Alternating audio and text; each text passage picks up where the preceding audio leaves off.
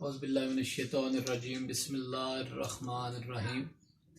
عزیز طلبہ، جیسا کہ آپ جانتے ہیں ادبی اصطلاحات ہم پڑھ رہے تھے اور ادبی اصطلاحات میں آج تلمیح کے بارے میں پڑھیں گے۔ تلمیح بھی عربی زبان کا ایک لفظ ہے جو کہ لمحہ سے ماخوذ ہے، اس سے نکلا ہے۔ تلمیح کا مطلب ہے اشارہ کرنا۔ علم بدیع کا یہ رکن ہے۔ اب علم بدیع کے بارے میں آپ کو بتاؤں، وہ علم جس سے کلام میں مطابقت، فصاحت، بلاغت پیدا ہو، یعنی جملہ جس سے خوبصورت بنایا جا سکے، ہم وزن بنایا جا سکے۔ تلمیح کا تعلق علم بدیع سے ہے، اور جبکہ تشبیہ اور استعارہ کا تعلق علم بیان سے ہے۔ پہلے آپ لوگ پڑھ چکے ہیں۔ علم بدیع کے ذریعے کلام میں خوبصورتی پیدا کرنے کے طریقے کو صنائع کہا جاتا ہے۔ صنائع صنعت سمجھ لیں آپ، صنعت سے یہ لفظ نکلا ہے، اس کا مطلب صنعت ہوتا ہے۔ یہ صنعت معنوی کی قسم ہے تلمیح۔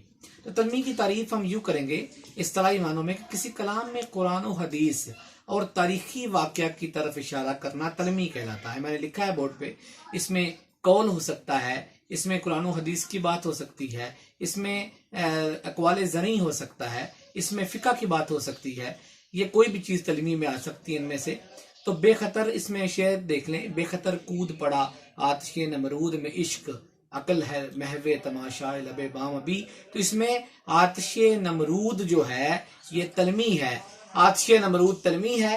اسی طرح چاہے یوسف ہے، اس میں پورا ایک لفظ کے اندر پورا واقعہ ہے، جس طرح شعر میں لکھا ہے، اقبال نے کہا ہے کہ نمرود جو تھا اس کو ابراہیم علیہ السلام جو تھے، ابراہیم علیہ السلام کو نمرود نے آگ میں پھینکا تو آگ کو اللہ نے گلزار بنا دیا، تو اس کی بیٹی اوپر دیکھ رہی تھی۔ اس کے بارے میں یہ ذکر کیا ہے شعر کے اندر۔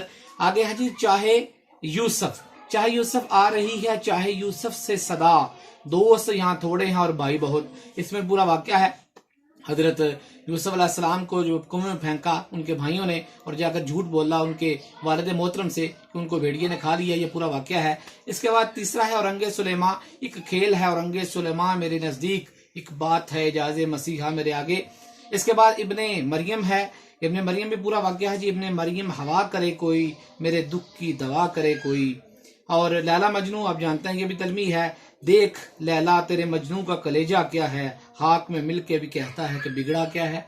تو یہ جو تلمیح ہے یہ آج ہم نے پڑھی ہے، جو انشاءاللہ اللہ میرا اور آپ کا ہم سب کا حامی ناصر ہو۔